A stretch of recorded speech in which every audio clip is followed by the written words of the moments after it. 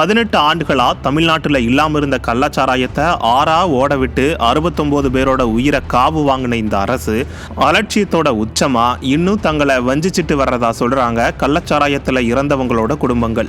இந்த அரசோட பொய்யால போன இடத்துல கள்ளச்சாராயத்தை குடிச்சு இறந்தவங்களோட 38 குழந்தைகளுக்கு தமிழ்நாடு அரசு அறிவிச்ச மாதாந்திர உதவித்தொகை கிடைக்காம பரிதவிக்கிறாங்க. 8 குழந்தைகள்ல 4 குழந்தைகளுக்கு மார்ச் 2025 இருந்தும் மற்ற 34 குழந்தைகளுக்கும் 2024 அக்டோபர்ல இருந்தும் உதவித்தொகை வரலையாம். தங்களோட காட்டாட்சியின் அவலங்களை மறைக்க குழந்தைகளுக்கு உதவித்தொகை வழங்குறதா விளம்பரப்படுத்திக்கிட்ட அரசு அந்த குழந்தைகளுக்கு முறையா சொன்ன தொகையை வழங்காம ஏமாத்துறதா சொல்றாங்க பாதிக்கப்பட்டவங்க. விளம்பரங்களே வாழ்க்கையாகி போன இந்த அரசு பெத்தவங்களை இழந்து தவிக்கிற அந்த குழந்தைகளையும் தங்களோட விளம்பரத்துக்காக பயன்படுத்தி இருக்கிறாங்க.